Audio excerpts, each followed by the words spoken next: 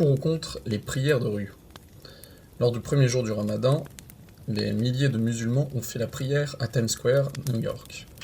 La scène est belle, pleine d'humilité. Nous souhaitons tous voir cette image de l'islam plutôt que la violence diffusée d'habitude. Beaucoup disent que cela ne pourrait pas arriver en France, que ça se passerait mal, qu'il y aurait la police pour faire évacuer les lieux. Mais il faut savoir une chose, la proportion de musulmans aux États-Unis est beaucoup plus faible que celle de France. Il faut comparer ce qui est comparable.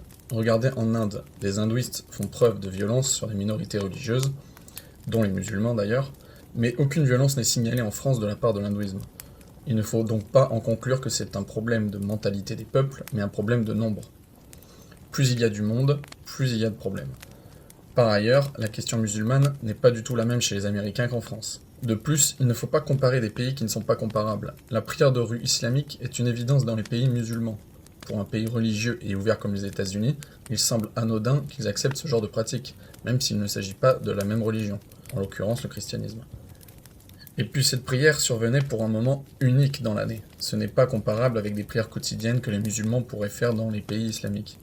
Enfin, la France est un pays laïque, toute manifestation religieuse devant se faire dans des lieux privés.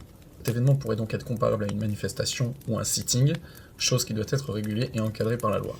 J'entendais enfin des gens approuvant ce genre de pratique, souhaitant également assister à des messes publiques sur de grandes places parisiennes. Cela serait certainement beau à voir, mais encore une fois, il ne doit pas y avoir de représentation religieuse dans les espaces publics, surtout de masse.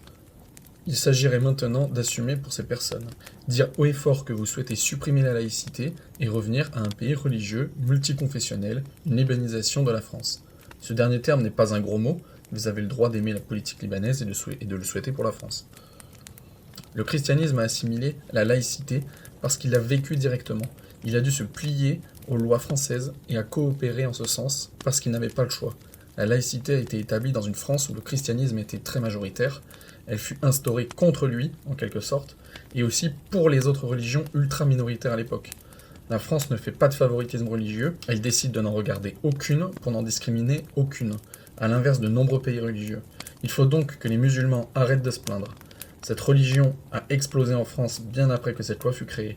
Ils ne la comprennent pas, ne l'acceptent pas. Mais c'est parce que la France est sûrement un des pays plus ouverts au monde qu'elle refuse toute religion dans l'espace public, pour le bien même de toutes ces religions. Je suis donc contre les prières de rue.